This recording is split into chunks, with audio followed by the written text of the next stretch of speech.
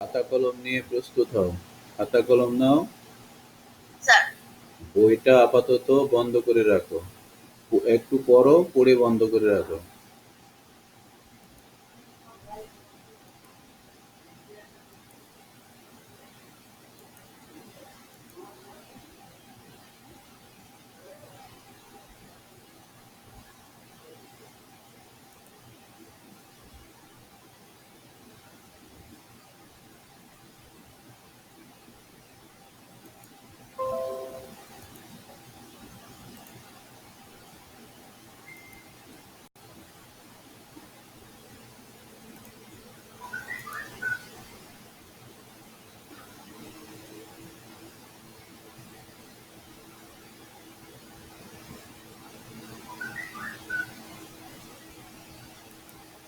দেখা যাচ্ছে?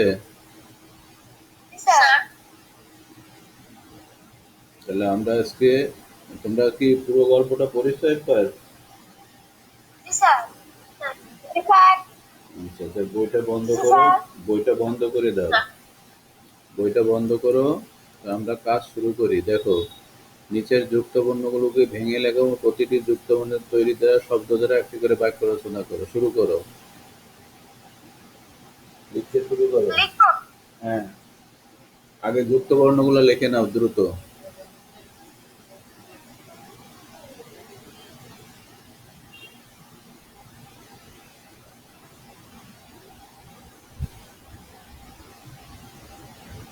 যুক্তবর্ণগুলো লিখে নাও।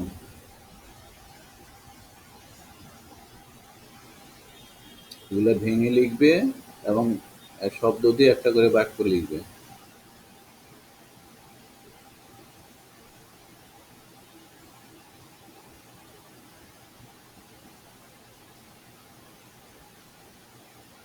স্যার লিখেছি।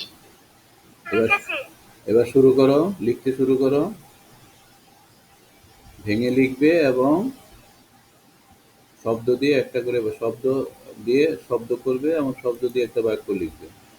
ওকে, জি স্যার। শুরু করে দাও।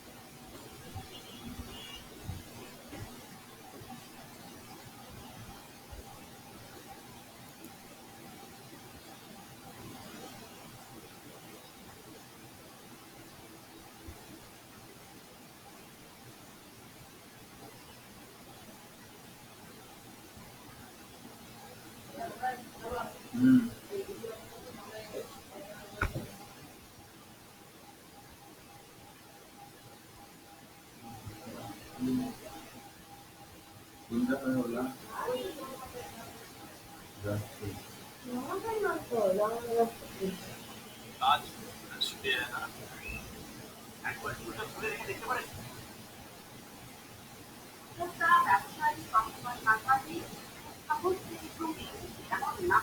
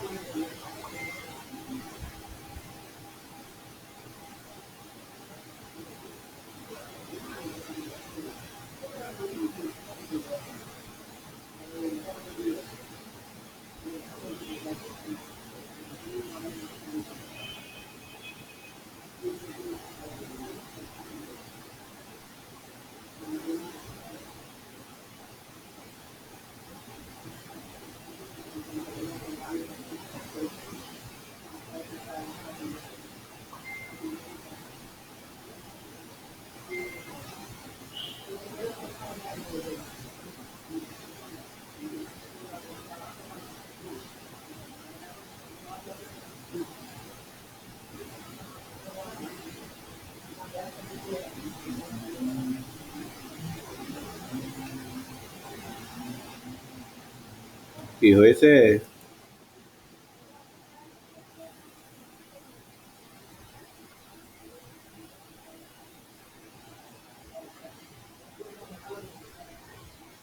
কাজ হয়েছে নাকি?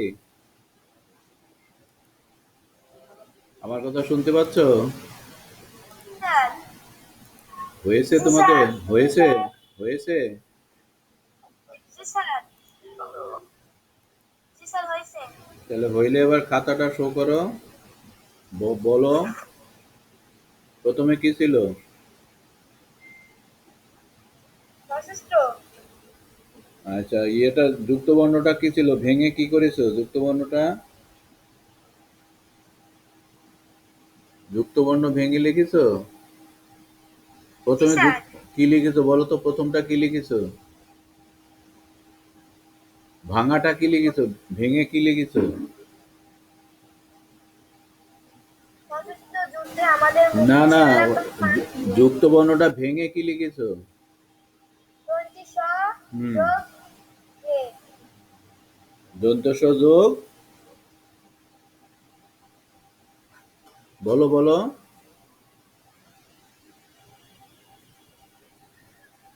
ইফরাত লিখেছো? ইফরাত, তাসনিম। দন্তে স ত রফলা। হ্যাঁ, দন্ত স যোগ ত র ফলা, র ফলাটা পাশে লিখতে হবে, তাই তো? বানান করে র ফলা, দন্ত স যোগ ত র ফলা। তুমি যে এ বললে, এ নাও এটা, দন্ত স যোগ ত র ফলা, ঠিক আছে? দন্ত স জি স্যার। যোগ ত র ফলা, এই ত লিখে তারপরে ব্র্যাকেটের মধ্যে লিখবে র ফলা। আচ্ছা ঠিক আছে, তাহলে সশস্ত্র, তাই তো? আচ্ছা তারপরে এরপরেরটা কি? মধ্যে নয় ডয়ে। হ্যাঁ মধ্যে ন ড। হ্যাঁ, মূর্ধন্য ড, তারপরে ম প। ম প, ম প, তারপরে দন্তি স হ। দন্ত স হ না, দন্ত স থ, এটা থ, দন্ত স যোগ থ, দন্ত স যোগ খ, তারপরে এরপরে কি? এবার পাঁচটা বাক্য বলো তো, একজন বলো, পাঁচটা বাক্য বলো, কি লিখেছো বাক্যগুলো বলো। সশস্ত্র যুদ্ধে আমাদের মুক্তি সেনারা প্রাণ দেন। দেন, ঠিক আছে, এক নম্বর। তারপরে বর্তমানে গন্ডার একটি বিলুপ্তপ্রায় প্রাণী। বিলুপ্ত প্রায় প্রাণী, গন্ডার। আচ্ছা ওকে, তারপরে শত্রু হাত থেকে সম্পূর্ণ মুক্ত হওয়ার জন্য সাহায্য করেছেন। এটা কি ছিল? ম প। মপ। আচ্ছা হলো, তারপরে আর কেউ অন্য? জেলে হ্যাঁ, ক্ষুধা লেগেছে। আচ্ছা অন্য কেউ কিছু লিখেছো? স্বাস্থ্য। হ্যাঁ, আমাদের স্বাস্থ্যের সুষম খাদ্য প্রয়োজন। ঠিক আছে, তাহলে এইভাবে তোমরা তাহলে সবাই লিখতে পেরেছো নাকি? জি স্যার। আচ্ছা ওকে, এবার আমরা 2 নম্বরে যাব। যারা পরে যোগ দিয়েছো তারা একটু খেয়াল করো, এবার 2 নম্বর দেখো, 2 নম্বর কি বলছে খেয়াল করো, বই কিন্তু খুলবে না। আচ্ছা, নিচের অনুচ্ছেদটি যথাস্থানে উপযুক্ত বিরাম বিরাম চিহ্ন বসিয়ে লিখো। দ্রুত লিখে ফেলো, কোথায় কোথায় বিরাম চিহ্ন বসবে দ্রুত লেখো। পুরা অনুচ্ছেদটা লিখবে এবং কোথায় বিরাম চিহ্ন বসবে সেটা দিয়ে লিখবে। দেখতে পাচ্ছ সবাই? জি স্যার। আচ্ছা, লিখে ফেলো, বিরাম চিহ্ন বসিয়ে লিখবে।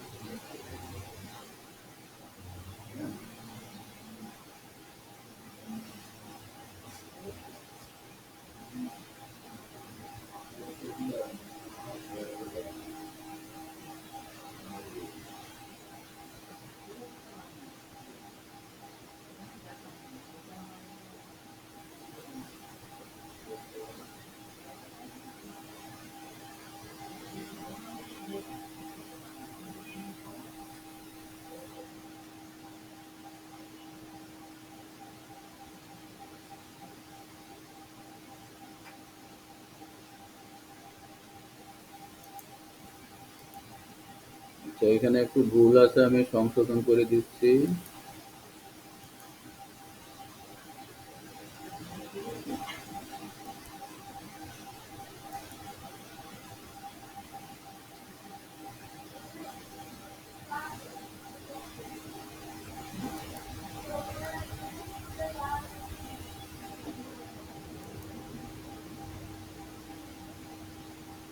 দেখা যাচ্ছে? জি স্যার। স্যার। জি স্যার। কি হয়ে গেছে সব?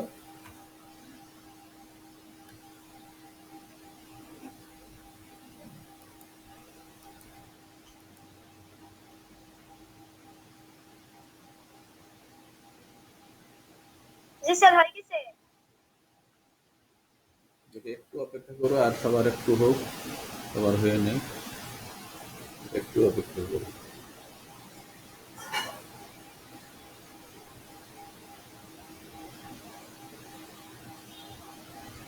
স্যার হয়ে গেছে। হয়ে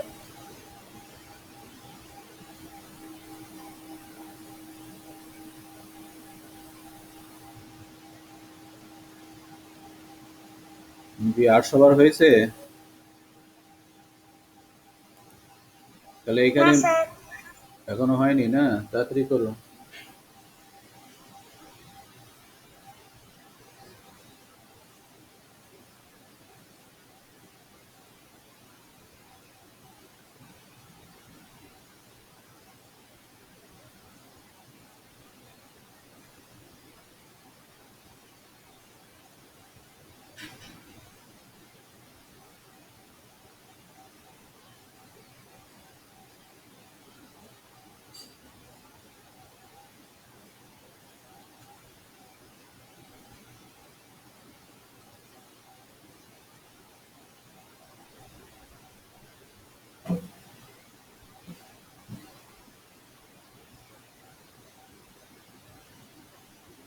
তাহলে এখানে আমরা দেখি, মুক্তিযুদ্ধের একেবারে শেষের দিকে তারা বুঝতে পারে যে, প্রথমে কোথায় কি হয়েছে বলো তো? যে এর পরে কি বসিয়েছো কিছু? জি স্যার। কি বসাইছো? জি স্যার। কমা। কমা, ঠিক আছে। তাদের পরাজয় অবধারিতর পরে কিছু বসাইছো? দাঁড়ি। আচ্ছা, দাঁড়িবার তখন তারা এদেশকে আরো গভীরভাবে ধ্বংস করার উদ্যোগ নেয়, ন্যায়ের পরে কিছু বসাইছো? দাঁড়ি। আচ্ছা, তারা জানে এদেশের মনস্বীর পরে কিছু বসাইছো? কমা। তারপর চিন্তাবিদ, মনস্বী, মনস্বীর পরে কমা না চিন্তাবিদের পরে কমা? চিন্তাবিদের পরে কমা। চিন্তাবিদের পরে কমা।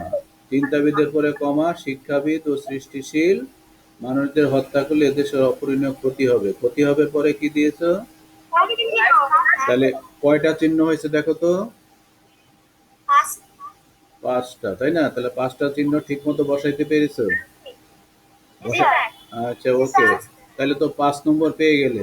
পাঁচটা চিহ্ন বসাইতে পারলে 5 নম্বর পেয়ে গেলে। আচ্ছা, ওকে। এবার আমরা নিচের বাক্যগুলো এক কথায় প্রকাশ করো। নিচের বাক্যগুলো এক কথায় প্রকাশ করো। হ্যাঁ, অবশ্যই।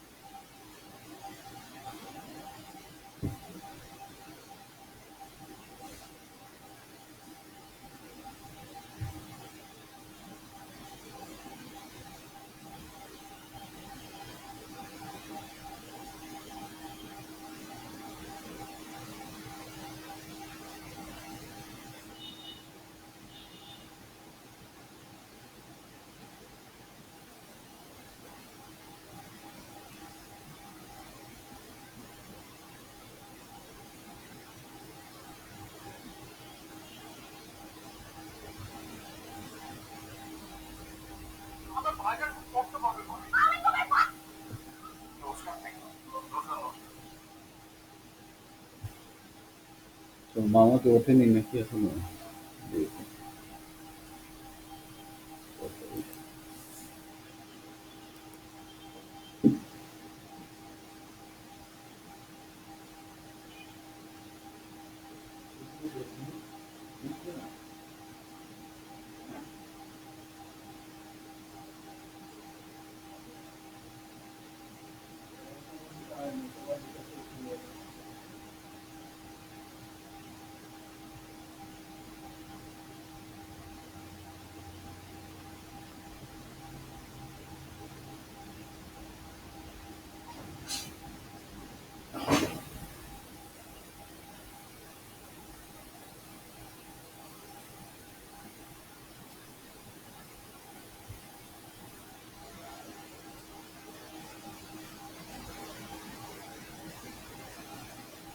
স্যার হয়ে গেছে?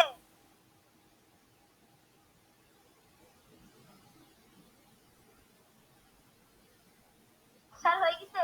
বাক্যগুলো লেখনি?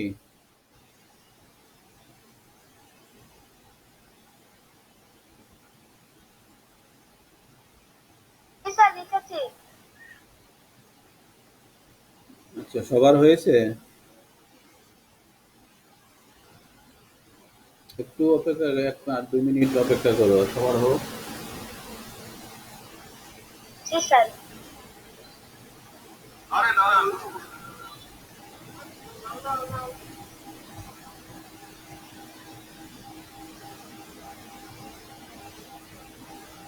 আমরা এগুলো আগে করেছি, তাই না?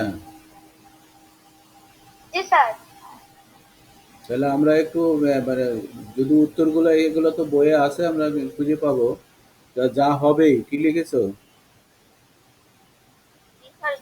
অবধারিত। অবধারিত বা নির্ধারিত, যা হবে অবধারিত, আমাদের বইয়ের কথাটাই লিখি।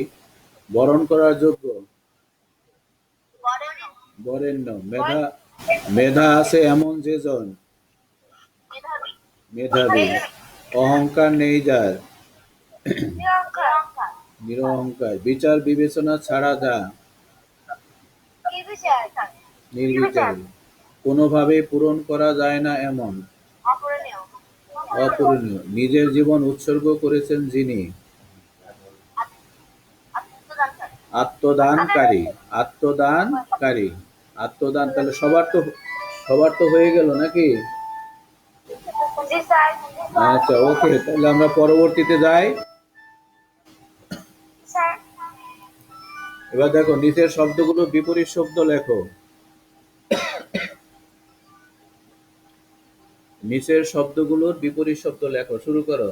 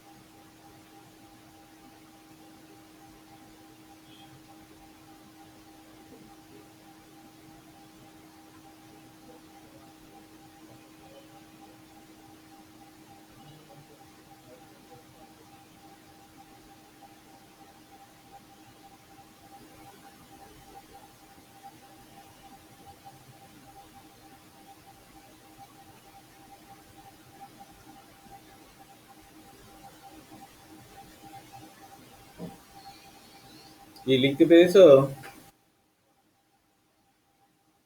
জি স্যার। স্যার। সবার হয়ে গেছে? জি স্যার। আচ্ছা, ঘুমন্ত কি লিখেছো? জাগ্রত। জাগ্রত। জাগ্রত। স্বাধীন, পরাধীন। সাধু, অসাধু। লোভী, নীরব।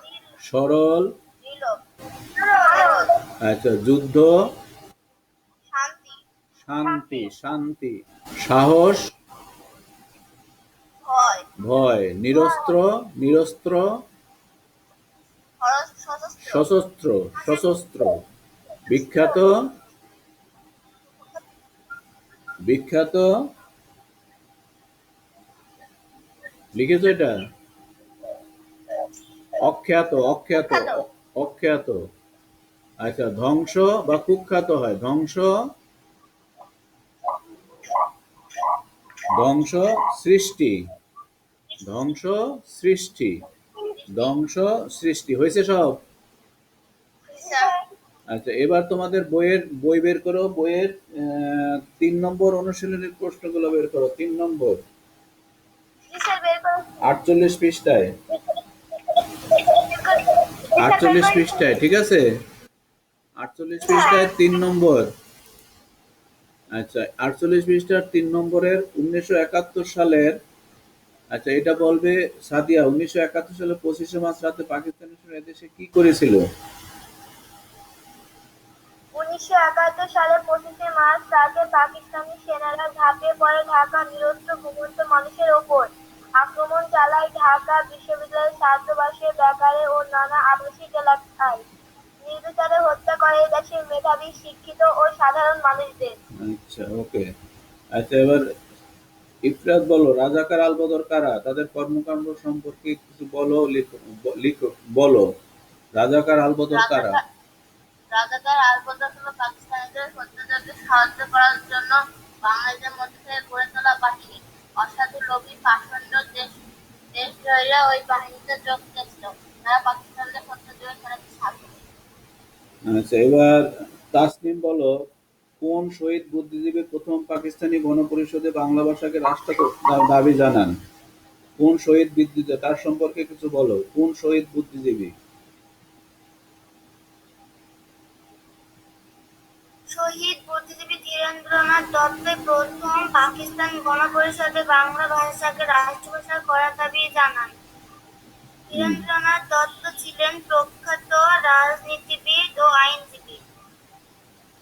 আরেকটু বলো, তার বয়স ছিল কত? 85 বছর। তখন তার বয়স ছিল 85 বছর, এটুকু বলা যাবে, সমস্যা নেই। আচ্ছা, ওকে। এবার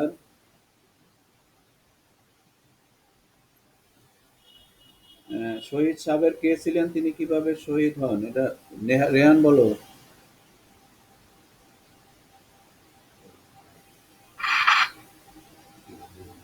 আচ্ছা, জেবা বলো, জেবা, শহীদ সাবের কে ছিলেন, তিনি কিভাবে শহীদ হন?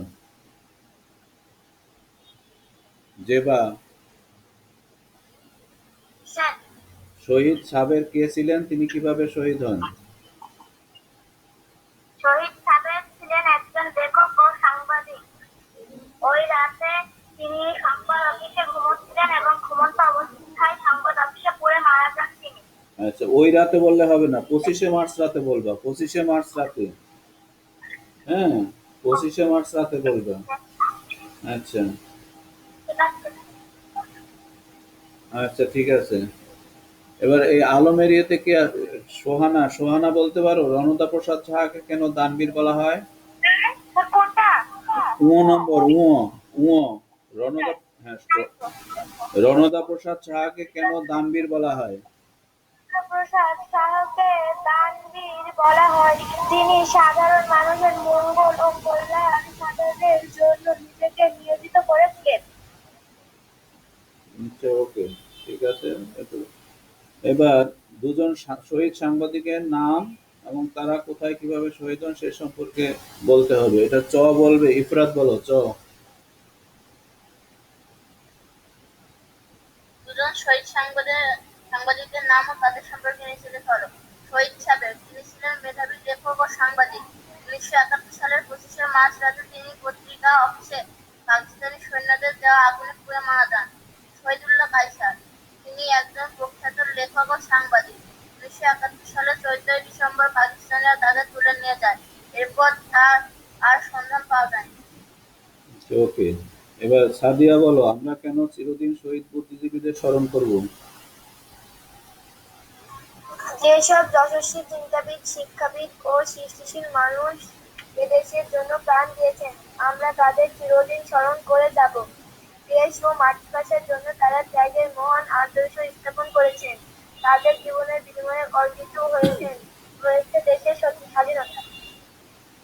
আচ্ছা, এই জন্য আমরা তাদের চিরদিন স্মরণ করবো। আচ্ছা, ঠিক আছে। এবার তাসনিম, তাসনিম বলো, জ মানে বর্গীয় জ, কোন দিনটিকে শহীদ বুদ্ধিজীবী দিবস হিসেবে পালন করা হয়, কেন?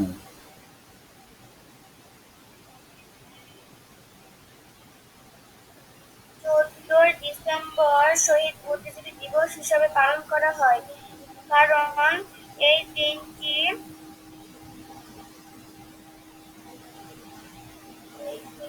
1971 সালে মহান মুক্তিযুদ্ধ চলাকালে পাকিস্তানি সেনারা এদেশের মেধাবী বরেণ্য আলোকিত মানুষদের হত্যা করে। যখন তারা বুঝতে পারে যে তাদের মনোযোগ নেই, তখন তারা সে ষড়যন্ত্র বাস্তবায়ন করে। আর একটু ভালো করে বলা যেত আর কি। আচ্ছা, এটা জেবা বলতে পারো? স্যার আমি বলবো? আচ্ছা, জেবা বলুক আগে, তারপরে তুমি। জেবা বলে কিনা কোনটি? বলো। এই বর্গীয় জ, কোন দিনটিকে শহীদ বুদ্ধিজীবী দিবস হিসেবে পালন করা হয়, কেন?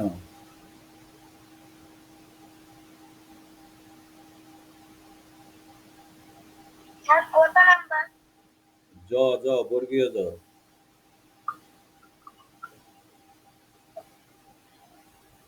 বর্গীয় জ। 14 ডিসেম্বর 14 ডিসেম্বরকে শহীদ বুদ্ধিজীবী দিবস হিসেবে পালন করা হয়, কারণ এই দিনে পাকিস্তানি সৈন্যরা দেশের যশস্বী চিন্তাবিদ, শিক্ষাবিদ ও সৃষ্টিশীল মানুষদের তুলে নিয়ে গিয়ে হত্যা করেছিল। তাদের এই মহান আত্মত্যাগের জন্য 14 ডিসেম্বরকে শহীদ বুদ্ধিজীবী দিবস হিসেবে পালন করা হয়। এটুকু বলা যায়, আরো কিছু বলা যেত আর কি।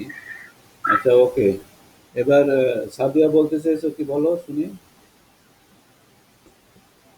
14 ডিসেম্বরে শহীদ বুদ্ধিজীবী দিবস হিসেবে পালন করা হয়, কারণ এই দিনে পাকিস্তানি সেনারা দেশের যশস্বী চিন্তাবিদ, শিক্ষাবিদ ও সৃষ্টিশীল মানুষের তুলে নিয়ে গিয়ে হত্যা করেছিল।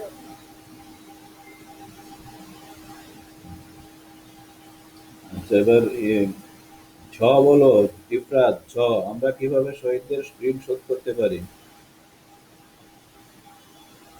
শহীদরা দেশ ও মাতৃভাষার জন্য জীবন দিয়ে ত্যাগের মহান আদর্শ স্থাপন করে গেছেন। আমরা সেই আদর্শ অনুসারে নিজেদের যোগ্য মানুষ হিসেবে গড়ে তুলব, তবেই আমাদের পক্ষে তাদের ঋণ শোধ করা সম্ভব হবে। আচ্ছা, ওকে, তাহলে সবাই মোটামুটি এগুলো লিখতে পারবে এখন, তাই না? বলতে তো পারলে, এখন লিখতে পারবে সবাই?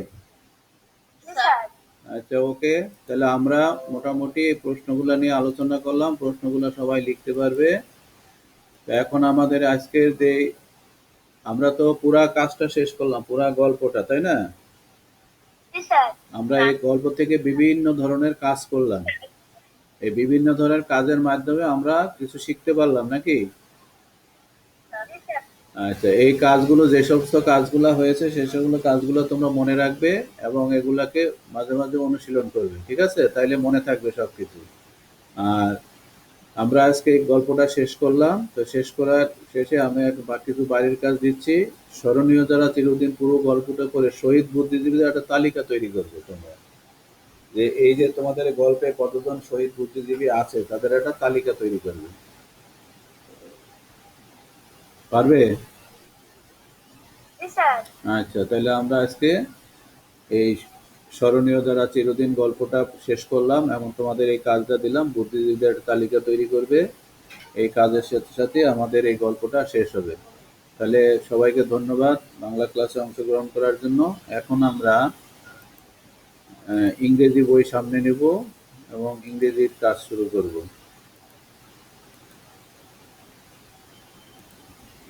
আমরা গতকাল কি করেছিলাম সেটা স্মরণ করতে চেষ্টা করো।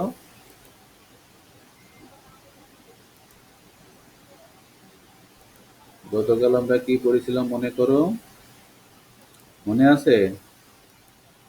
স্যার, কি পড়ছিলাম বলো তো? My home district. My home district মানে কার হোম ডিস্ট্রিক্ট ছিল এটা? My home district. Car home district ছিল? আমাদের। মামুনের, Mamun Mamun's home district. Mamun's home district. আচ্ছা, ওকে। আজকে আমরা এই মাই হোম ডিস্ট্রিক্টের শেষের অংশটুকু পড়ব। শেষের অংশটুকু পড়ব। আমরা গতদিন প্রথম অংশটুকু পড়েছি, আজকে আমরা শেষের অংশটুকু পড়ব। তাহলে 38-39 পেজ মাই হোম ডিস্ট্রিক্টের প্রথম প্যারাটুকু আমরা পড়েছিলাম, এবার তৃতীয় প্যারা, আজকে দ্বিতীয় এবং শেষ প্যারা আমরা পড়ব। ঠিক আছে? তাহলে পড়ার পূর্বে আমি গতদিন যা পড়েছি তারপরে একটু প্রশ্ন করি। আচ্ছা, what is a district headquarters? What is a district headquarters? District হেডকোয়ার্টারটা কি? The district headquarters in Dhaka. না না, what is a district headquarter? District headquarter বলতে কি বুঝো, এটা কি?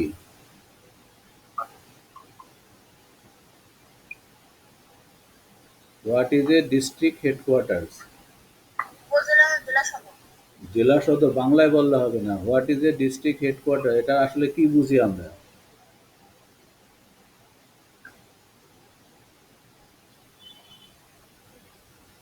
যা বলতে পারবা?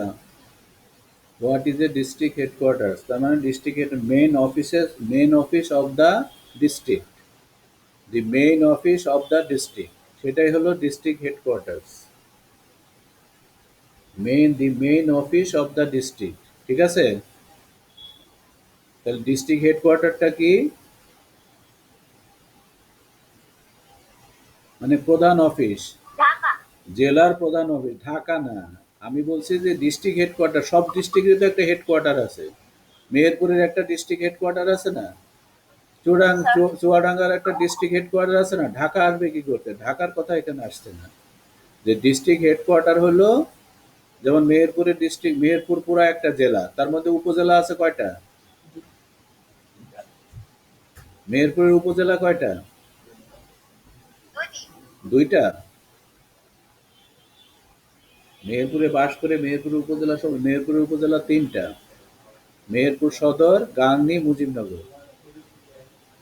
তাহলে মেহেরপুরের উপজেলা হলো তিনটা, এরকম। তাহলে মেহেরপুরের হেডকোয়ার্টার কি?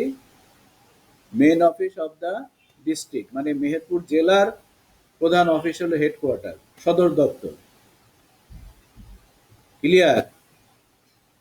স্যার। তাহলে আমরা বলবো কি, the main office of a district হলো district headquarter, the main office of a district. Okay. আচ্ছা, how many municipalities and upazilas R under Kishoreganj? How many municipalities and upazilas R under Kishoreganj?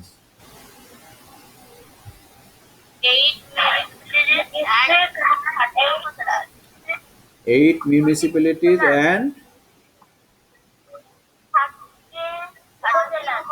13 upazilas. Okay, তাহলে আমরা বলতে পারি 8 municipalities and 13 upazilas R under Kishoreganj.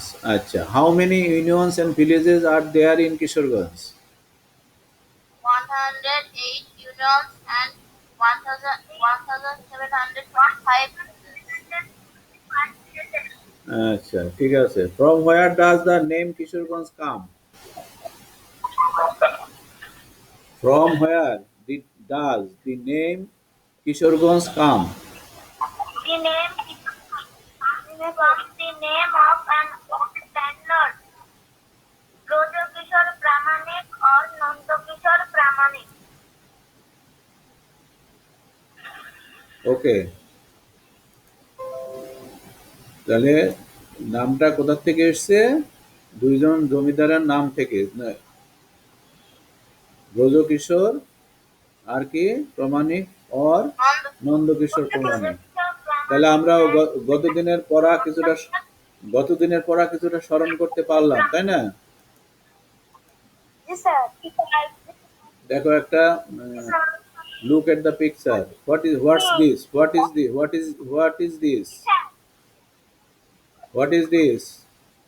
বা what's this? Mohammad Moscow. This is a Moscow. এটা মস্ক। আমরা জানি না এটা কি নাম, আমরা তো দেখিনি, দেখেছি কি এর আগে? জি না স্যার। দেখি নাই, তাহলে আমরা যা এটা বলতে পারি একটা মসজিদ, তাই না? তাহলে এই মসজিদের একটা নাম আছে, এটা কিশোরগঞ্জে দেখতে পাওয়া যাবে। মসজিদের নাম যে Shah Muhammad মস্ক at 11 Sindoor. Shah Muhammad মস্ক at 11 Sindoor, Q. ঠিক আছে? তাহলে নামটা কি দেখো তো, মসজিদটার নাম কি? শাহ মোহাম্মদ মসজিদ সিন্ধু।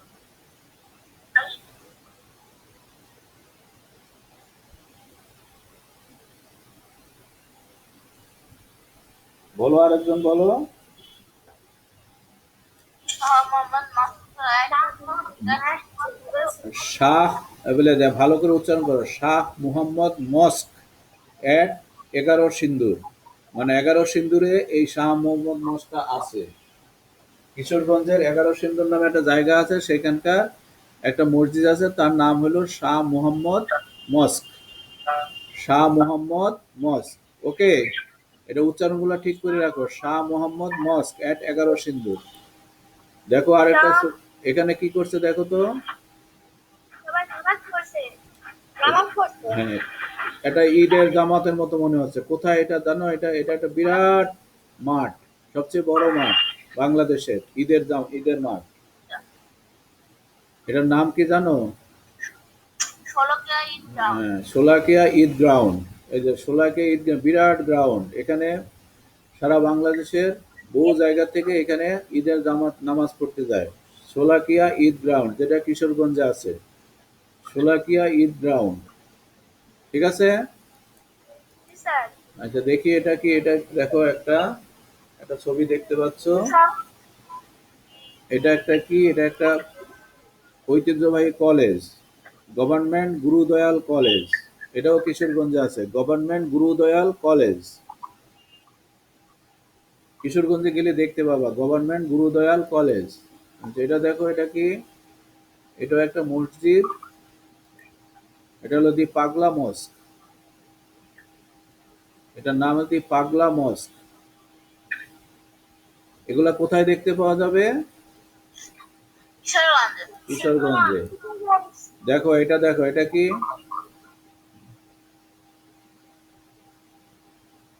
মসজিদ। এখানে মসজিদ। হ্যাঁ, মসজিদ ঠিকই আছে। এখানে একটা দেখো দুর্গ, মানে মনে হচ্ছে যেন এটা বিশাল একটা দুর্গ, মানে এখানে ভিতরে ঢুকতে গেলে অনেক সমস্যা হবে। যেখানে যে তৈরি করেছিল, ঈশা খান তৈরি করেছিল এই দুর্গটা, এই দুর্গের মসজিদ আছে অবশ্যই। এখানে the fort of Isa Khan at Jangalbari. The fort হলো দুর্গ, the fort of Isa Khan at Jangalbari. The fort of Isa Khan at Jangalbari. এটা দেখতে পাচ্ছ যে একটা ফোর্ট মানে দুর্গ, ঈশা খান তৈরি করেছিল এটা জঙ্গলবাড়িতে, ঈশা খানের তৈরি দুর্গ। The fort of Isa Khan at Jangalbari. Jangalbari নামে একটা জায়গা কিশোরগঞ্জে, সেখানে আছে দি ফোর্ট অফ ঈশা খান, ওকে?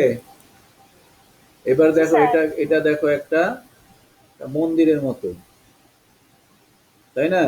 এটা হলো the Shiva temple of Chandravati. The Shiva temple of Chandravati, the Shiva temple. তাহলে আমরা কি কি জিনিস দেখলাম এখানে? প্রথমে কি দেখলাম?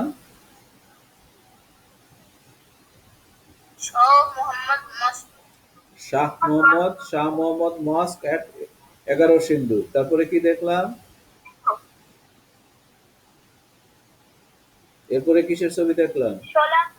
শোলাকিয়া ঈদ গ্রাউন্ড, তাই না? তারপরে কি দেখলাম? Government Gurudayal college, government Gurudayal college. তারপরে কি দেখলাম? দা পাগলা মস্ক, পাগলা মস্ক। তারপরে কি দেখলাম? The fort of the Isa Khan, fort of স্টেফান জঙ্গলবাড়ি। তারপরে কি? The the Shiva temple of Chandravati. The Shiva temple of Chandravati. Chandravati একজন ফেমাস উমেন পোয়েট, মানে মহিলা কবি, একজন বিখ্যাত মহিলা কবি। আচ্ছা, ওকে। তারপর আরো দেখি, দেখো এটা, who is this person? Syed Nazrul Islam, the first active president of Bangladesh. Syed Nazrul Islam, the first acting president of Bangladesh. The first acting president of Bangladesh. বাংলাদেশের প্রথম অস্থায়ী রাষ্ট্রপতি। ঠিক আছে? তারপরে কি আছে? এটা একটা ছবি। ছবিটা হলো কার? উপেন্দ্র কিশোর রয় চৌধুরী। উপেন্দ্র কিশোর রয় চৌধুরী, ইনি অনেক শিশুদের জন্য অনেক লেখা লিখেছেন। উপেন্দ্র কিশোর রয় চৌধুরী।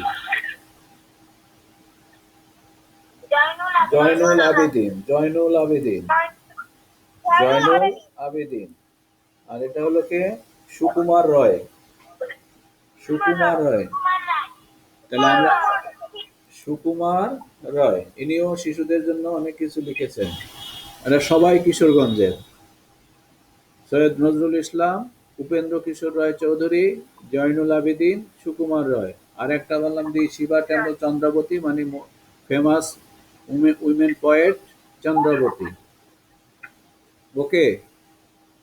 আমরা এদের সম্পর্কে কিশোরগঞ্জে কি কি আছে জানলাম, এবং কিশোরগঞ্জের কিছু ফেমাস পার্সনের নাম জানলাম। ওকে। তাহলে এখন আমরা এই শব্দগুলো একটু দেখি। একজন পড়ো তো শব্দগুলো।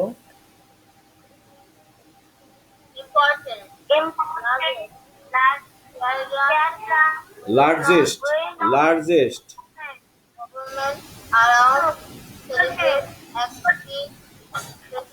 প্রেসিডেন্ট। তাহলে এখানে ইম্পর্টেন্ট মানেটা কি? গুরুত্বপূর্ণ। লার্জেস্ট, লার্জেস্ট মানে কি? সবচেয়ে বড়, মানে লার্জ থেকে লার্জেস্ট। লার্জ মানে হলো বড়, LARGE, লার্জ। এই লার্জ মানে হলো বড়, লার্জেস্ট হলো সবচেয়ে বড়। ফেয়ার গ্রাউন্ডস মানে হলো ময়দান, মানে আমরা যদি বলি ঈদ ফেয়ার গ্রাউন্ড, তাহলে হয়তো ঈদের ময়দান, ময়দান বা মাঠ। ওয়েল নোন মানে সুপরিচিত। গভর্নমেন্ট মানে সরকারি। অ্যারাউন্ড, অ্যারাউন্ড না, অ্যারাউন্ড মানে আশেপাশে বা চারিদিকে। সেলিব্রেট, সেলিব্রেট উদযাপন। অ্যাক্টিং,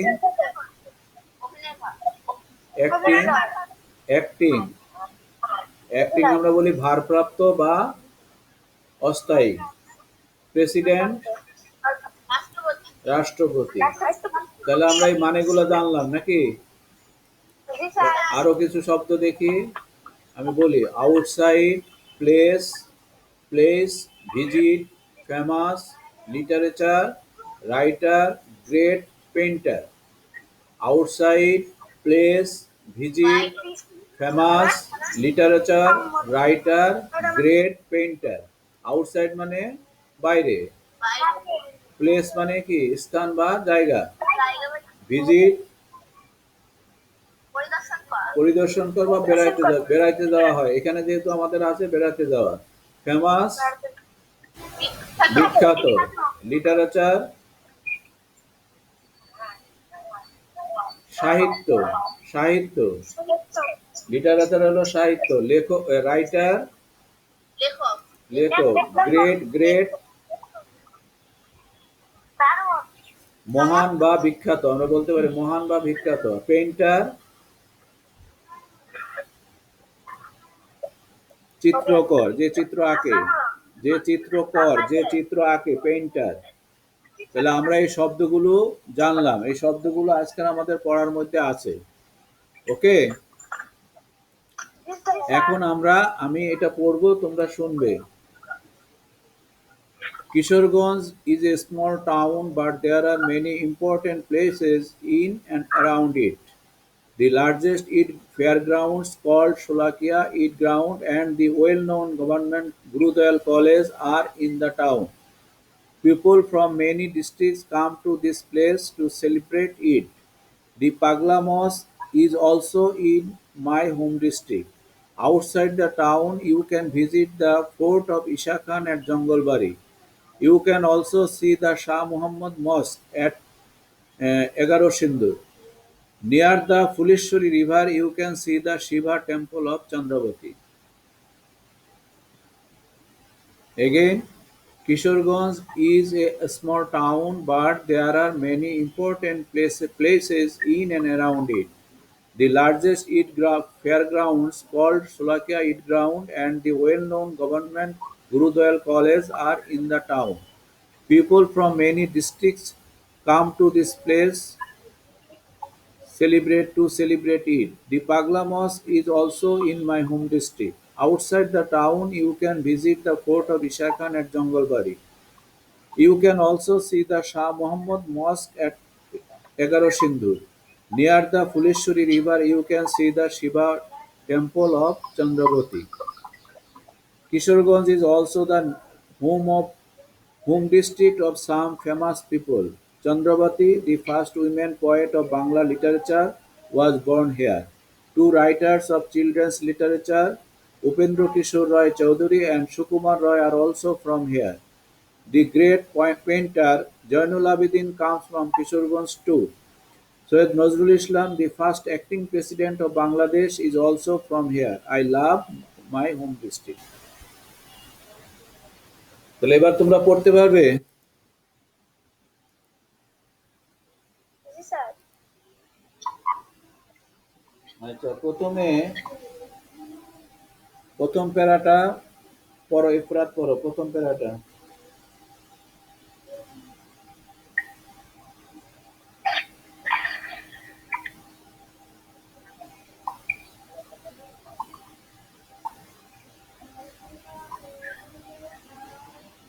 শুনতে পাচ্ছ না ইফরাত? জি স্যার। পড়ো স্যার আপনি পড়ো প্রথম, হ্যাঁ শুরু করো প্রথম থেকে। Kishoreganj is a small town, small town, but there are many important places in and around it. The largest is fairgrounds, called Sholokia Eid Ground, and the well-known government Gurudayal College are in the town. People from many districts come to this place to celebrate it. The Pagla Mosque is also Moscow না in মস্ক, my home. মস্কিও না মস্ক, মস্ক। Pagla Mosque is also in my home district. Outside the town, you can visit the fort of Shaka and Jangalbari. You can also see the Shah Muhammad Mosque at Egaro Sindur near the Fuleshwari river. You can see the Shiva temple of Chandravati. আচ্ছা ভাই, এটা এই পর্যন্তই। এবারে সাদিয়া পড়ো, দ্বিতীয় প্যারা পড়ো। কিশোরগঞ্জ 39 পৃষ্ঠায়। Kishoreganj is also the home district of some famous people. Chandravati, the first woman poet of The first women poet. Bangla Literature. writers of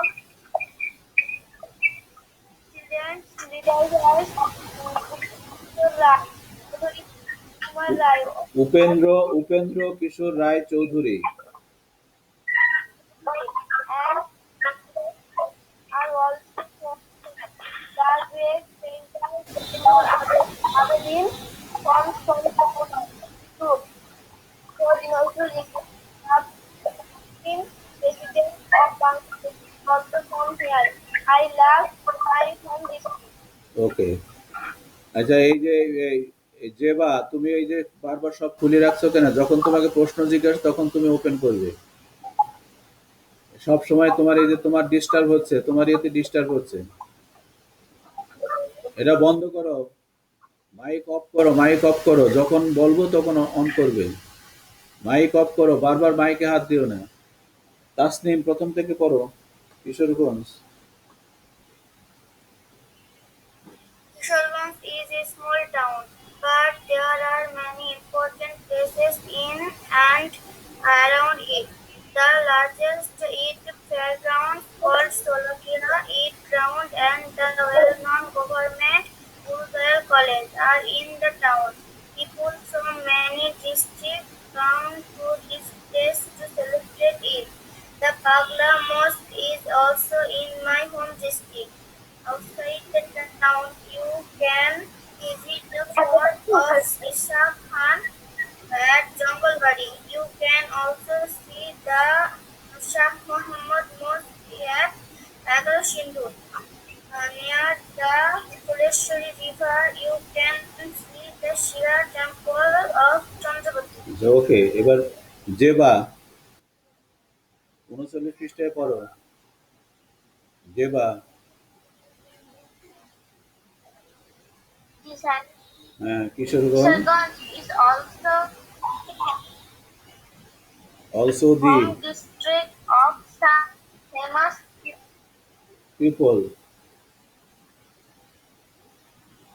Chandravati.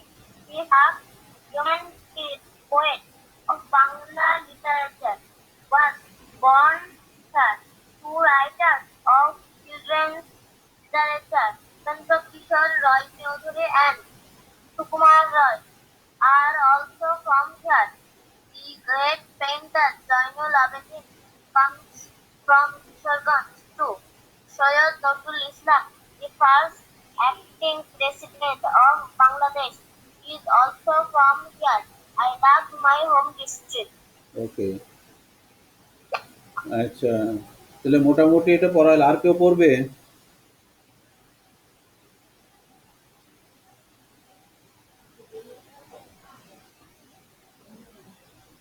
তাহলে সবাই এখন পড়তে পারবে? Yes, sir. ওকে, তো এবার আমি এই পড়ার উপরে কিছু কোশ্চেন তোমাদের জিজ্ঞাসা করি। আচ্ছা, what is the name of largest Eid prayer grounds? এক কথায় উত্তর দিলেই হবে এখন। What is the name of largest Eid prayer grounds?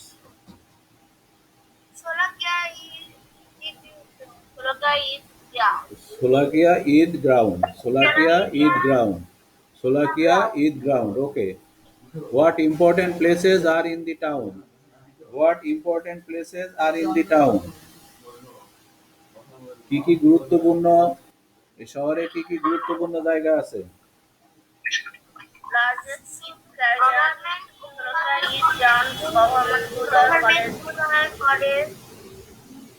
তারপরে মোহাম্মদ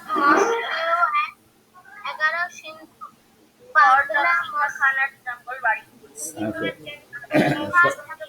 আচ্ছা, সবগুলাই বললে আমি একটু আমি গুছিয়ে বলি।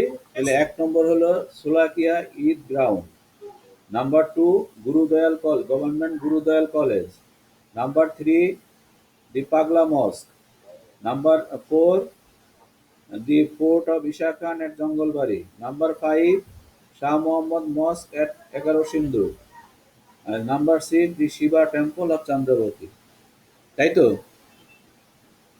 তাহলে এগুলো আমরা লিখতে পারবো, তাই না? কি শুনতে পাচ্ছ আমাকে? আচ্ছা, এবার why do people from many district come to Kishoreganj? Why do many people from many district come to কিশোরগঞ্জে কেন আসে? কি করতে আসে? হ্যাঁ, তাহলে আমরা লিখবো people from many district come to this place to celebrate Eid, to celebrate Eid. What sites can be visited outside the town?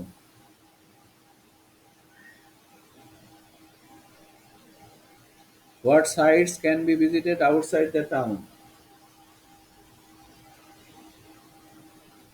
Outside the town, we can visit the fort of Isha Khan at Jangalbari, the Shah Muhammad Mosque at Egaro Sindur, the Shiva Temple of Chandravati, near the Phuleshwari river, তাই তো? হ্যাঁ, তাহলে আমরা যদি একটা outside the town you can see, you can, এই যে প্রথমে বলছে the fort of Isa Khan at Jangalbari, এটা তো দেখতেই পাই। You can also see, you can also see কি, the Shah Mohammad mosque at 11 Sindhu, আরেকটা কি, the Shiva temple of Chandravati. ওকে,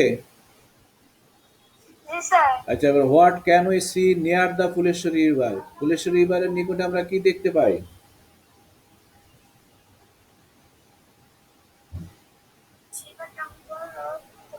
তাহলে we can see the Shiva temple of Chandravati near the Phuleshwari river. Temple of Chandravati. আচ্ছা, tell the name of some famous people from Kishoreganj, some famous পিপলের নাম বলতে হবে, বলো তো।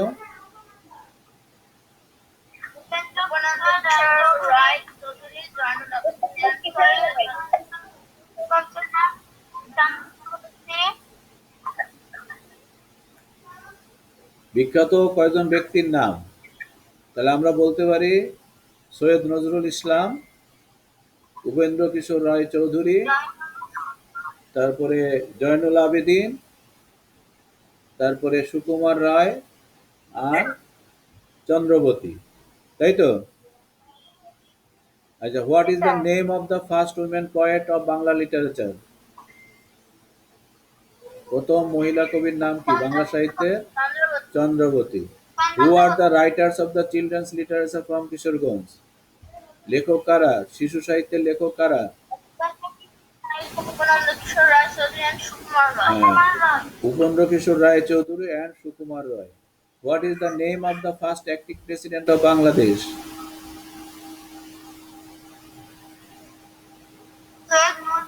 Syed Nazrul Islam. What is the name of the great painter of Kishoreganj? Syed Nazrul ইসলাম, সৈয়দ নজরুল ইসলাম। ওকে, তাহলে আমরা এই কোশ্চেনগুলোর আনসার করতে পারলাম, তার মানে আমরা পড়াটা ভালো করে বুঝতে পেরেছি, তাই না? কি বুঝতে পেরেছো সবাই?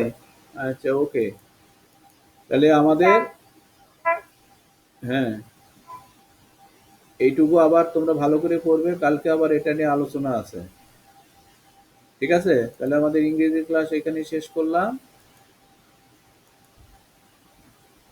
ইংরেজি ক্লাস এখানেই শেষ। আবার গণিত বিষয় না, গণিত বইটা নাও।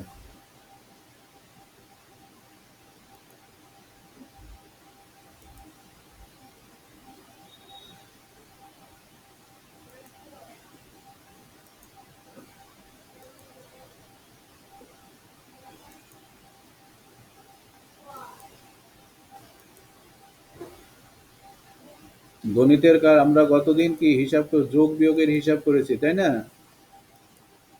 আমাদের যোগ বিয়োগের হিসাব হয়েছে। আমরা আজকে নতুন কিছু শিখবো, আমরা দেখি আজকে কি কাজ আছে।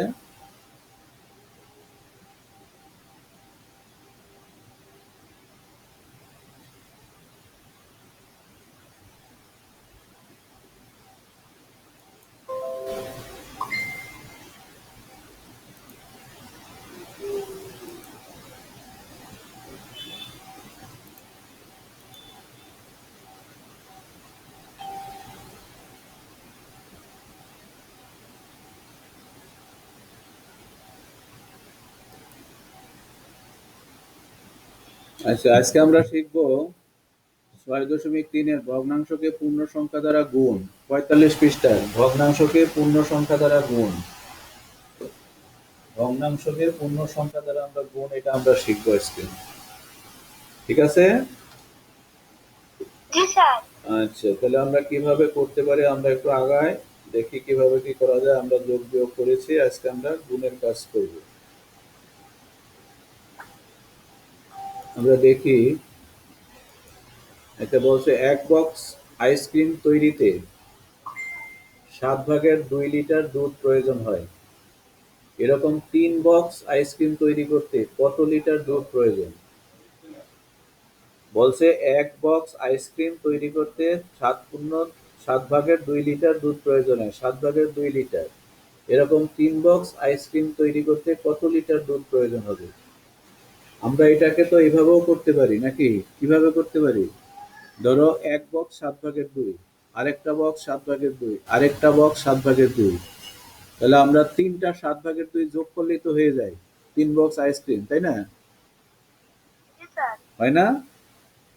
জি স্যার। তাহলে এটাকে আমরা যোগ করে করতে পারি। তাহলে 7/2 এক বাক্সে, আরেক বাক্সে 7/2, আরেক বাক্সে 7/2। তার মানে 7/2 যোগ 7/2 যোগ 7/2।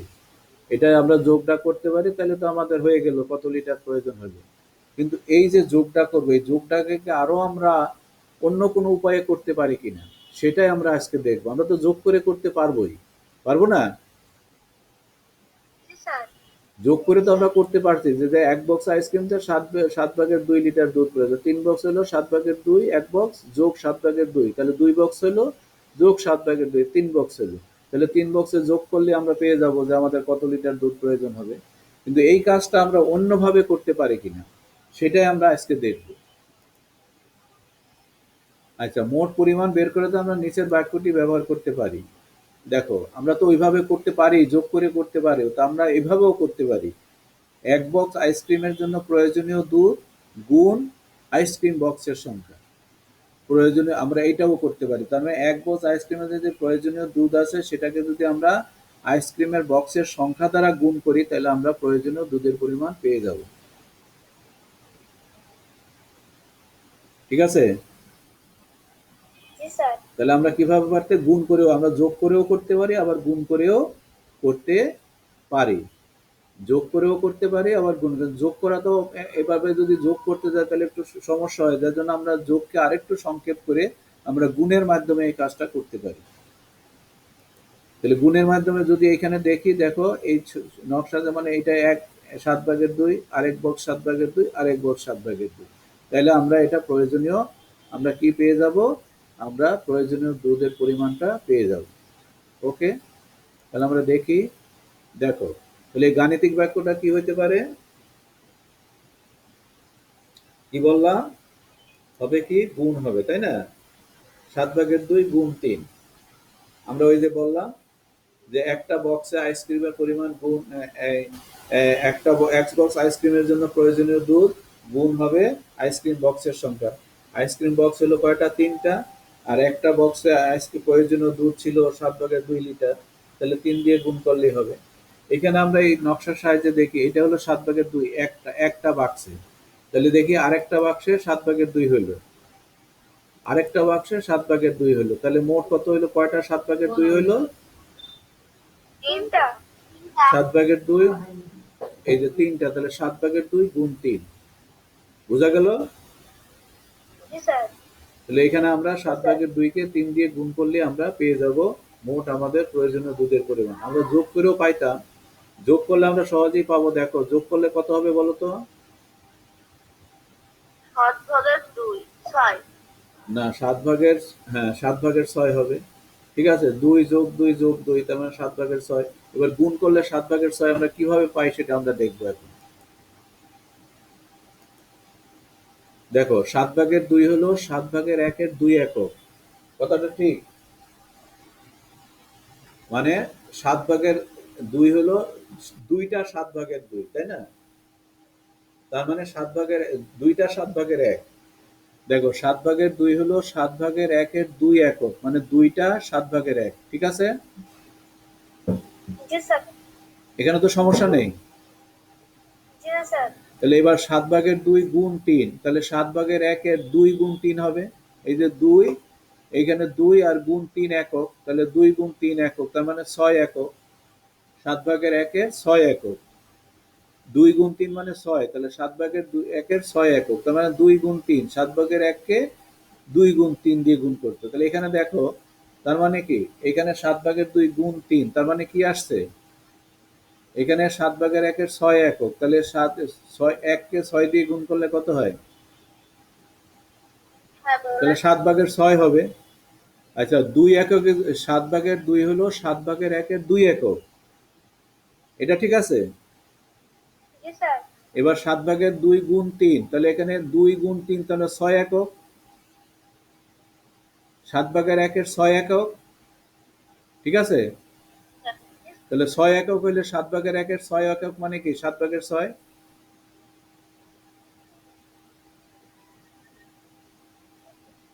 কি বুঝতে পেরেছো না সমস্যা জি আছে? স্যার।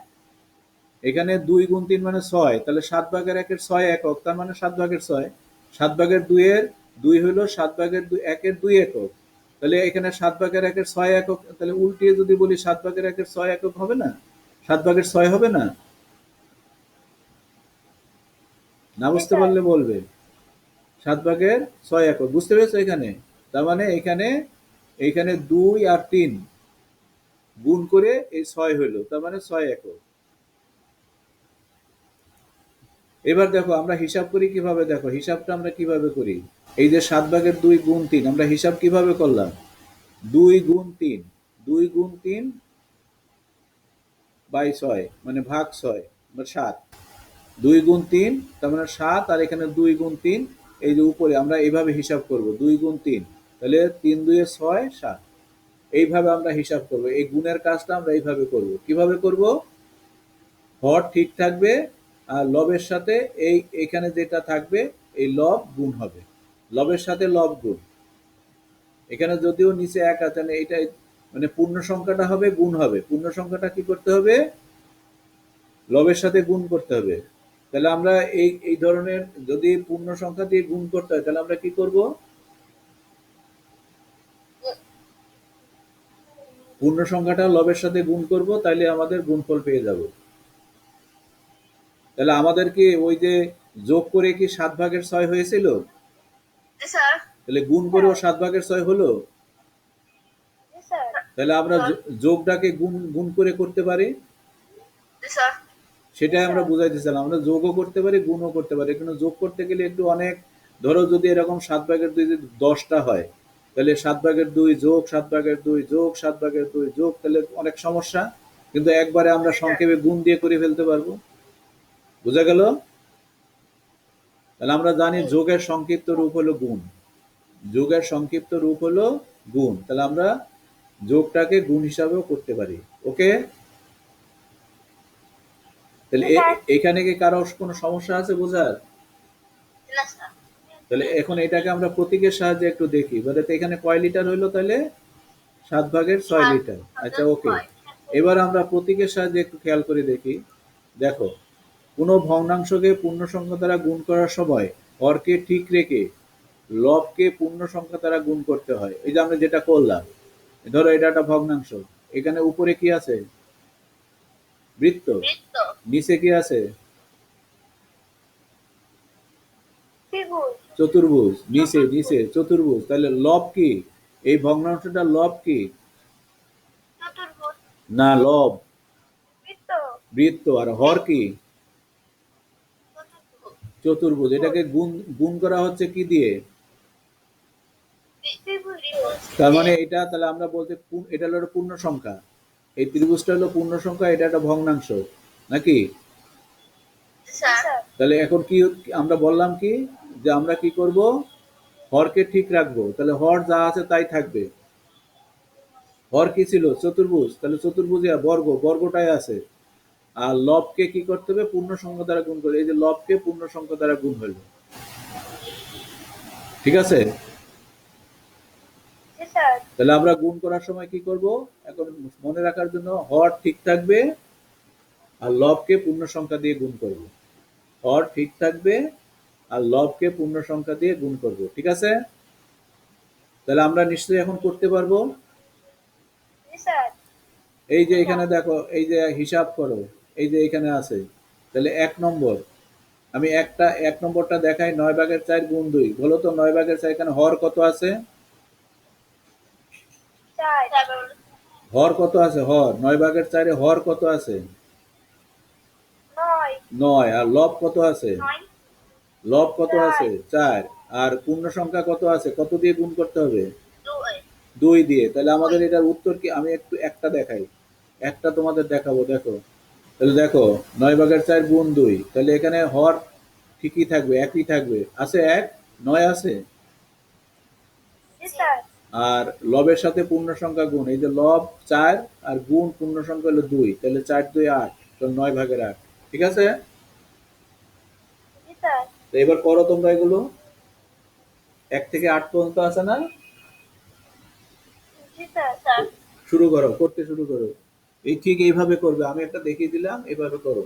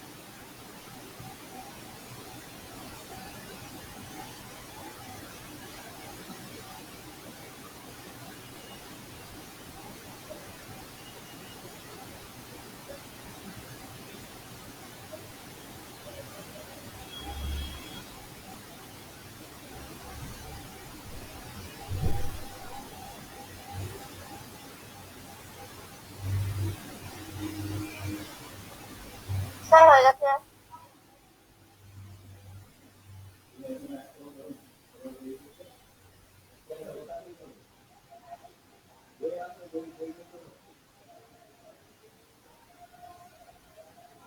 সবার হয়ে গেছে? জি স্যার। জি স্যার। 8টাই হয়ে গেছে? জি স্যার।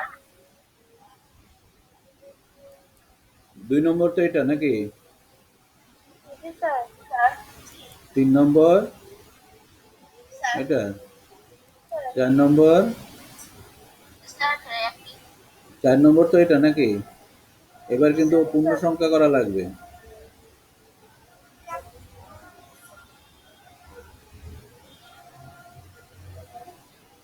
হয়েছে 4 নম্বর? জি স্যার হয়। এবার দেখো 5 নম্বর, জি স্যার হয়েছে। 6 নম্বর, সাত স্যার। নম্বর 8 নম্বর, একটু মিলিয়ে নাও। জি স্যার।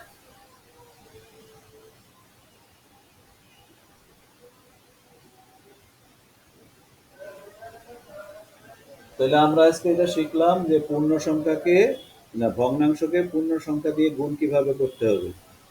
তাহলে একজন বলো তো স্যার 7 নম্বর। হ্যাঁ, 7 নম্বর অঙ্কগুলো ভুল হয়েছে। 7 নম্বর অঙ্ক তোলা ভুল হয়েছে নাকি? হ্যাঁ স্যার দেখি তো কি ভুল হয়েছে। 7 নম্বর আছে কত? উপরে 4 ও, নিচে 3 7 হবে, আছে না? তাহলে কি হবে? তাহলে এখানে ওই আগের মতোই হয়ে গেছে। ঠিক আছে, তোমরা ঠিক করে নাও, সমস্যা নেই। এটাকে ঠিক করে নাও, আমি দেখি। ঠিক করে দিচ্ছি। 7 নম্বর তাই না? নিচে নিচে আছে কত? 7।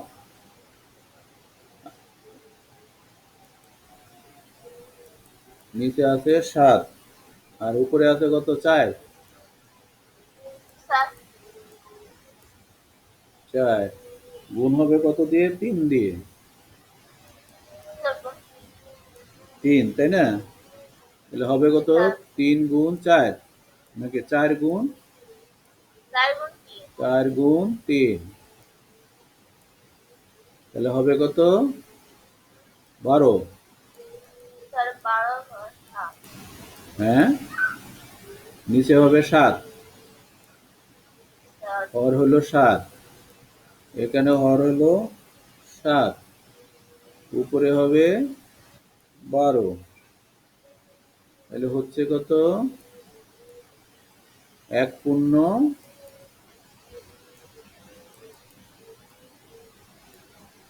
নিচে হলো 7 আর উপরে কত হবে 5।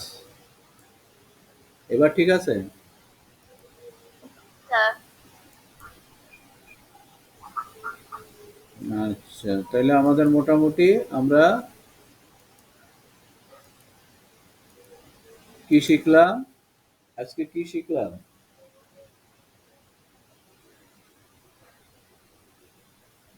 বলো তো কি শিখলাম আজকে? শোনা যাচ্ছে? জি স্যার। কি শিখলাম বলো? আজকে আমরা কি শিখতে চেয়েছি আর কি শিখলাম? আজকে আমরা শিখতে চেয়েছিলাম কি প্রথমে?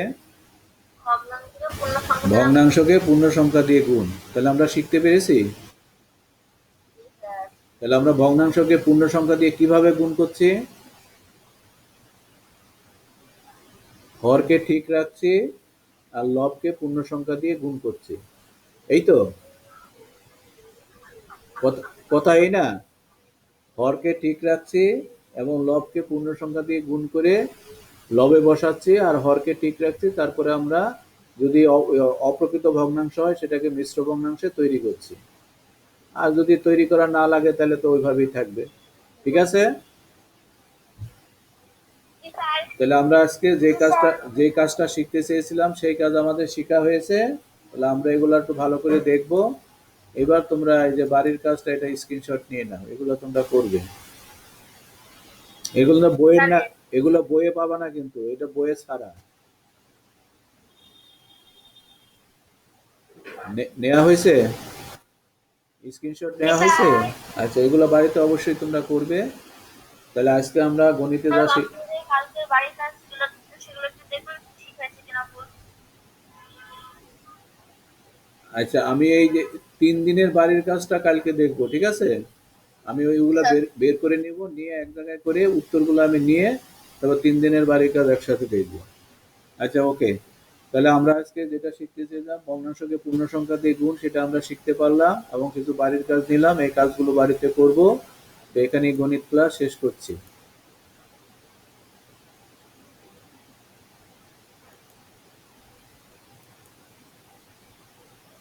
এরপর আমাদের বিজ্ঞান বইটা তোমরা নাও। কালকে আমি একটা শখ নিয়ে আলোচনা করেছিলাম, আজকে আমি সেই শখ নিয়ে আলোচনা করব। আচ্ছা, দেখি আজকে তোমরা বিজ্ঞান বইটা সামনে নাও।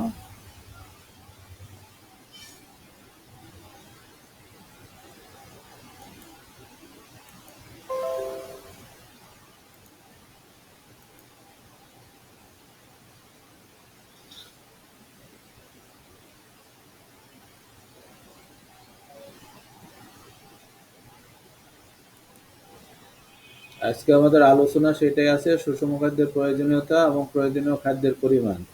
মানে আজকে আমরা 42 পৃষ্ঠা নিয়ে আলোচনা করব। তা গতদিন তোমাদের একটা ছক দেওয়া হয়েছিল, এই ছকটা দেওয়া হয়েছিল কখন খেয়েছি, কি খেয়েছি, কতটুকু খেয়েছি। সকাল সকালে এখানে একটা দেখাচ্ছে পরোটা ও কলা 2 to 1টি। একটা একটা ধরো আমরা একটা ছাত্রের রিপোর্ট নিয়ে আলোচনা করছি, হয়তো একজন ছাত্র আমি রিপোর্ট দিল এইটা করেছি, যেমন দেখো কখন খেয়েছি, কি খেয়েছি, কতটুকু খেয়েছি। তো সকালে খেয়েছে পরোটা ও কলা, 2টা পরোটা খেয়েছে আর একটা কলা খেয়েছে। দেখতে পাচ্ছ তোমরা সবাই? দেখা যাচ্ছে? জি স্যার। আচ্ছা, দুপুরে ধরো একটা মানে একজন শিক্ষার্থীর এই রিপোর্টটা আমি তোমাদের বুঝাচ্ছি। দুপুরে ধরো ভাত খেয়েছে, মাছ খেয়েছে, ডাল খেয়েছে আর আপেল খেয়েছে। ভাত খেয়েছে 2 কাপ, মাছ খেয়েছে মাঝারি কাপের 1 কাপ, 1 টুকরো মাছ, আর ডাল খেয়েছে 1 কাপ আর আপেল খেয়েছে 1টি। আর রাতে খেয়েছে ভাত, সবজি, ডিম, দুধ। ভাত খেয়েছে 1 কাপ, সবজি খেয়েছে ½ কাপ, আর ডিম খেয়েছে একটা, আর দুধ খেয়েছে 200 গ্রাম বা 200 গ্রাম বা 200 লিটার দিলে হবে। তাহলে এখানে ধরো এই যে সকাল দুপুর রাতে এই খাবারগুলা সে খেয়েছে, একজন শিক্ষার্থী এই খাবারগুলা খেয়েছে। এখন এই খাবারগুলা যে খেলো, এই খাবারগুলার মধ্যে সে সুষম খাদ্য পেলো কিনা, তার খাবারের মধ্যে সুষম খাদ্য সে পাইলো কিনা, সেটা আমাদের আজকের আলোচনার বিষয়। তাহলে এটা আলোচনা করতে গেলে আমাদের দেখতে হবে এই 6 ধরনের খাদ্যের এই তালিকাটা দেখতে হবে। তোমরা বইটা বের করো,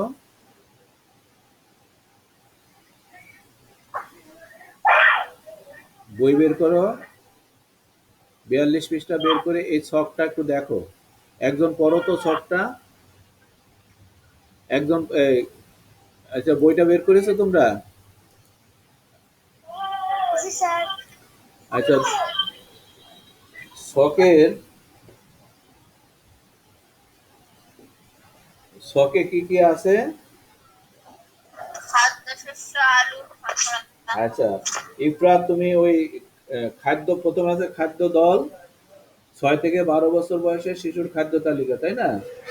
আচ্ছা, খাদ্যশস্য আলু শর্করা, খাদ্যের নমুনা আছে, পরিমাণ আছে, কতবার আছে। তাহলে তুমি খাদ্যশস্য ও আলু ও শর্করা এটা পড়ো। খাদ্য শস্য আলু শর্করা, রুটি পরোটা পাউরুটি এক এক থেকে দুটা, কতবার? প্রতিদিন 3 বা 4 বার। ভাত আলু অথবা নুডলস, পরিমাণ 1 কাপ। আচ্ছা, এবার গেল, এটা পড়া হলো। এবার সাদিয়া তুমি দুইটা, 2 নম্বরেরটা পড়ো, খাদ্য দলের 2 নম্বরেরটা। সাদিয়া। আচ্ছা, তাসনিম 2 নম্বরেরটা পড়ো। শাকসবজি, ভিটামিন, খনিজ লবণ, রান্না করা বা কাঁচা সবজি, আধা কাপ, প্রতিদিন 3 অথবা 4 বার। ওকে, এবার 3 নম্বরেরটা পড়ো। কে পড়বে?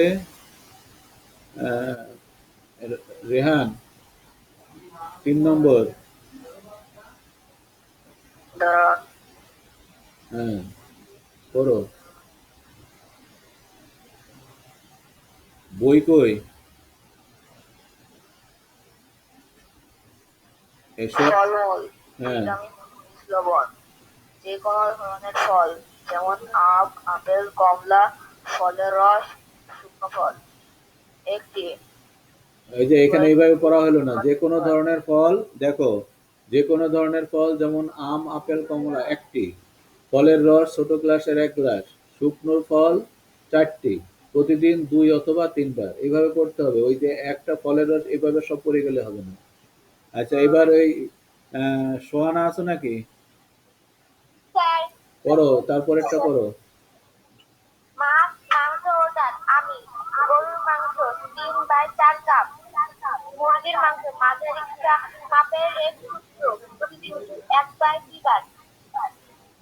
মাঝারি মাপের 1 টুকরো ডিম 1টি, ডাল আধা কাপ, দুধ, আচ্ছা, এটা হয়ে গেল। Condensed milk. এটা শেষ, এটা শেষ, এটা শেষ। এবার আরেকজন পড়বে কে?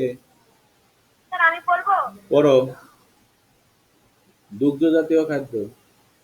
জাতীয় খাদ্য, ক্যালসিয়াম, ভিটামিন, উচ্চ মিলি, হুম, দই। সোডিয়াম, হ্যাঁ, পানি পনির, 400 পনির, গ্রাম, পনির 40 2 বার। গ্রাম হ্যাঁ। আচ্ছা, তারপরে আছে তেল ও চর্বি, তাই না? তেল ও চর্বি আছে ঘি, মাখন অথবা সয়াবিন তেল 1 টেবিল চামচ একবার। তাহলে এই দেখো, এই যে খাদ্য দলের মধ্যে শর্করা আছে, ভিটামিন খনিজ লবণ আছে, ভিটামিন খনিজ লবণ, আমিষ, ভিটামিন, তেল ও চর্বি। তার মানে আমাদের যে সুষম খাদ্যের মধ্যে যেগুলো আছে, এখন যে এই যে খাদ্যগুলো যে খেয়েছে, এই যে খাদ্যগুলা খেয়েছে, খাদ্যগুলা ওই যে সেই শিক্ষার্থী আমি যে ছবি দেখালাম, এই এর মধ্যে কি তার সুষম খাদ্যের সাথে মিল আছে? জি স্যার। মিল আছে, তাই না? তাহলে এখানে যে জি স্যার। তাহলে সুষম খাদ্য গ্রহণ বলতে আমরা কি বুঝবো? সুষম খাদ্য গ্রহণ বলতে আমরা কি বুঝবো? স্যার বলেন। সুষম খাদ্য গ্রহণ বলতে আমরা কি বুঝবো? সুষম খাদ্য গ্রহণ বলতে খাদ্যের প্রতিটি দল থেকে সঠিক পরিমাণ খাদ্য গ্রহণ করাকে বোঝায়। সুষম খাদ্য গ্রহণ বলতে আমরা বুঝাবো খাদ্যের প্রতিটি দল থেকে সঠিক পরিমাণ খাদ্য গ্রহণ করা। খাদ্যের প্রতিটি দল থেকে সঠিক পরিমাণে খাদ্য গ্রহণ করা। যেমন আমরা এখানে দেখলাম, আমরা এখানে যে এই শিক্ষার্থী দেখলাম সকালে পরোটা ও কলা খেয়েছে। তাহলে আমাদের এই যে তালিকায় এই যে বলা আছে যে রুটি পাউরুটি 1টা থেকে 2টা, তাহলে পরোটা খেয়েছে 1টা, ফল খেয়েছে 1টা, ঠিক আছে। দুপুরে খেয়েছে, ভাত খেয়েছে, এই যেখানে ভাত আছে কত, 1 কাপ। সে ভাত 2 কাপ খেয়েছে। আর মাছ খেয়েছে মাঝারি মাপের 1 কাপ, এই যে মাঝারি মাপের 1 কাপ মাছও আছে। তারপরে কি আছে, আহ, ডাল খেয়েছে 1 কাপ, এই যে ডাল 1 কাপ, ঠিক আছে। ডাল আছে এখানে, এই যে ½ কাপ, তাহলে সে 1 কাপ খেয়েছে, বেশিই খেয়েছে। তারপরে কি খেয়েছে, রাতে ভাত খেয়েছে 1 কাপ, ভাতও বেশি খেয়েছে। তারপরে ½ কাপ খেয়েছে সবজি এবং একটা ডিম খেয়েছে, তাহলে এখানে তার এই যে একটি তার এই সুষম খাদ্যের যে তালিকা আছে, এই তালিকার থেকেই সে খাবার খেয়েছে, কিন্তু কিছু খাবার একটু বেশি খেয়েছে নাকি, তাই না? স্যার। কিছু খাবার বেশি খেয়েছে না খায়নি? কিন্তু বেশি বেশি খায়নি। খেয়েছি। সকালে রুটি খেয়েছে, সকালে খেয়েছে পরোটা 2টা খেয়েছে, কিন্তু একটা বা দুইটা, দুইটা খাওয়া যায়, সে দুইটা খেয়েছে, ঠিক আছে। তারপরে ভাত, ভাত খেতে হবে কতটুকু, এটা ভাত খেয়েছে কখন, দুপুরে। তাহলে ভাত এখানে আছে কতটুকু আছে ভাত, 2 কাপ মাঝারি ওই যে মাপের এক। হ্যাঁ, দুই কাপ দুই, 1 কাপ। ভাত দুপুরে সে খেয়েছে, কত কাপ? তাহলে 2 কাপ, দুই কাপ খেয়েছে, 1 কাপের জায়গায় দুপুরে খেয়েছে 2 কাপ খেয়েছে, সমস্যা নেই। তাহলে তার সুষম খাদ্য খাওয়া হয়েছে নাকি, হয়েছে জি সুষম স্যার। খাদ্য খাবারটা। আচ্ছা ওকে, আমরা এই যে একটা শিশুর 6 থেকে 12 বছর বয়সের শিশুর যেটুকু প্রতি খাদ্য দল থেকে যে খাবার খাওয়া দরকার, সে সুষম খাদ্য, তাহলে সুষম খাদ্য গ্রহণ করেছে আমরা বলতে পারি। ওকে, এখন আমরা এই দেখলাম এটাকে আমরা এখন দেখো, এই যে একটা ইয়ে আছে খাদ্য দল, যা খেয়েছি কতবার খেয়েছি, এই যে খাদ্যশস্য, আলু, শাকসবজি, ফলমূল, মাছ, মাংস, ডাল, আমরা 6টা ভাগে ভাগ করেছি। খাদ্য দলের 6টা ভাগ, এখানে একটা আরেকটা তালিকা নিয়েছি আমরা। হ্যাঁ, আরেকটা তালিকা নিলাম। এখন এটা তোমাদের এই এখন করা উচিত ছিল, করা দরকার ছিল, তাহলে আমরা শুধু দেখি এখন। আচ্ছা, এই তালিকাটা আমরা একটু পূরণ করব, ঠিক আছে। এই স্যার। তালিকাটা আমরা পূরণ করব। দেখো এই তালিকাটা পূরণ করা হয়েছে কিভাবে, দেখো খাদ্য দল, খাদ্যশস্য, আলু, রুটি, ভাত, আলু 3 বার, কতবার খেয়েছি, 3 বার। শাকসবজি, রান্না করা সবজি, কতবার খেয়েছি, 3 বার ধরো। ফলমূল, স্যার। আপেল, কলা, কমলা, কতবার, 2 বার। মাছ, মাংস, 2 বার। ডাল, মাছ ডাল খেয়েছি 2 বার। দুগ্ধ জাতীয় খাদ্য, দুধ 1 বার, তেল ও চর্বি, মাখন 1 বার। এইভাবে ধরো এই এই খাদ্য তালিকাটা আমরা পূরণ করলাম। তাহলে এই যে খাদ্য তালিকাটা পূরণ করলাম, এতে কি তার সুষম খাদ্য এসছে, এই খাবারটা কি তার সুষম হয়েছে? জি স্যার। জি স্যার। হ্যাঁ, তাহলে আমরা কি এই শখ পূরণ করতে পারি, জি স্যার। পারবো না? এই যে জি 6টা স্যার। খাদ্য দলের আমরা, তুমি স্যার যে, পারবো। হ্যাঁ, স্যার পারবো। তাহলে আমরা যা খাই যদি এইভাবে খাই, তাহলে আমাদের কি খাবার খাওয়া হবে, সুষম খাদ্য। সুষম খাবার খাওয়া হবে। কিন্তু যদি আমরা এইভাবে না খাই, তাহলে আমাদের সুষম খাবার খাওয়া হবে না, তাই না? তাহলে আমরা এটা মনে রাখবো এবং এইটা, তাহলে এখন আজকে তোমরা এটা দেখবে, কিন্তু তোমাদের কাজ হলো, তোমার বাড়ির কাজ হলো 6 থেকে 12 বছর বয়সী শিশুর খাদ্য তালিকা পড়বে ভালো করে। 6 থেকে 12 বছর বয়সী শিশুর খাদ্য তালিকাটা যেটা বইয়ে আছে,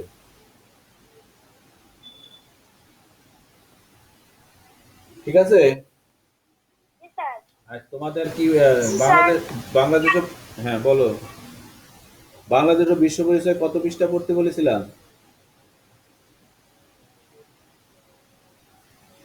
মনে পড়ে, মনে নাই না? জি স্যার। কত পৃষ্ঠা? 15 থেকে 18 বা 18 থেকে 20। 18 থেকে 19 পৃষ্ঠা, 18 19 পৃষ্ঠা। আমি কি পড়তে বলেছিলাম, সিপাহী বিদ্রোহের কারণ পড়া হয়েছে। জি স্যার। 1857 সালের সিপাহী বিদ্রোহের কারণ।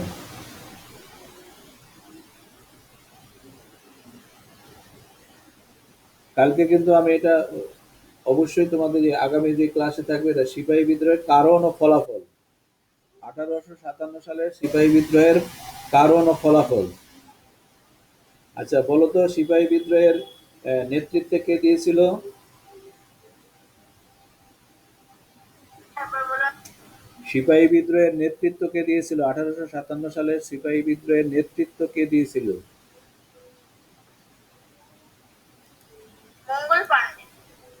মঙ্গল পান্ডে। কে দিয়েছিল? মঙ্গল পান্ডে। মঙ্গল পান্ডে। আচ্ছা,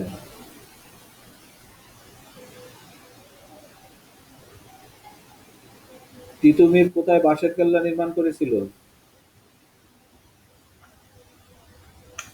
বারাসাতের কাছে নারকেলবাড়িয়া গ্রামে। হ্যাঁ, বারাসাতের কাছে নারকেলবাড়িয়া গ্রামে। কত সালে তিতুমির পরাজিত ও নিহত হন? 1831 সালে। 1831 সালে ইংরেজ ব্রিটিশদের বিরুদ্ধে এক যুদ্ধে তিতুমির পরাজিত ও নিহত হন। আচ্ছা, এই যে 1857 সালে কার হাতে ইস্ট ইন্ডিয়া কার হাতে বাংলার শাসন ভারতের শাসনভার চলে যায়? মহারানী ভিক্টোরিয়ার হাতে। আচ্ছা, এর আগে 1947 থেকে 1747 থেকে 1757 পর্যন্ত কে শাসন করেছিল সারা ভারত? মহারানী ভিক্টোরিয়া। না না, হইল না। 1747 থেকে 1757 পর্যন্ত, 1857 পর্যন্ত।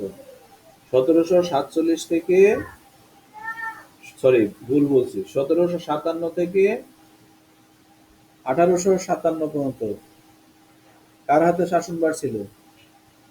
মঙ্গল পান্ডে। না না, কার হাতে শাসনভার, কার হাতে ছিল? আবারও বলি, 1757 থেকে 1857 পর্যন্ত বা 56 পর্যন্ত কার হাতে শাসনভার ছিল? ইস্ট ইন্ডিয়া কোম্পানির হাতে। East India company.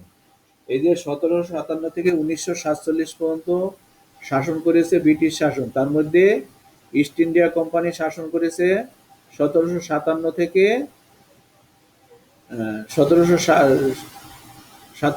1857 পর্যন্ত। আর 1857 থেকে আবার কে শাসন করেছে? মহারানী ভিক্টোরিয়া। তাহলে আমরা বলতে পারি 1857 সালে শাসনভার কার হাতে যায়? 1857 সালে শাসনভার কার হাতে যায়? ইস্ট ইন্ডিয়া কোম্পানির। নো, 1857 সালে শাসনভার কার হাতে চলে যায়? মহারানী ভিক্টোরিয়ার হাতে। তাইলে 1757 থেকে 1856 পর্যন্ত কারা শাসন করেছিল? East India company. East India company, মনে থাকবে? জি স্যার। আচ্ছা, স্যার বলো, কিছু বলবে? আচ্ছা, তাইলে আমরা এই প্রশ্নগুলো তো পরীক্ষা যদি হয় তো পরীক্ষা আসার মতো। আচ্ছা, যে সিপাহী বিদ্রোহের কারণগুলো আর সিপাহী বিদ্রোহের ফলাফল তোমরা অবশ্যই আজকে একদম পড়ে মুখস্থ করে নেবে, ঠিক আছে? জি স্যার। তাহলে আজকের মতো আমরা এখানে শেষ করব, আমাদের কাজ শেষ, আজকের দিনের কাজ শেষ। তাহলে সবাই ভালো থেকো, সুস্থ থেকো, সবার সুস্বাস্থ্য কামনা। আজকের মতো এখানে শেষ করছি। তাহলে সবাই একে একে কেটে দাও। আসসালামু আলাইকুম। ওয়ালাইকুম সালাম। ওয়ালাইকুম আসসালাম।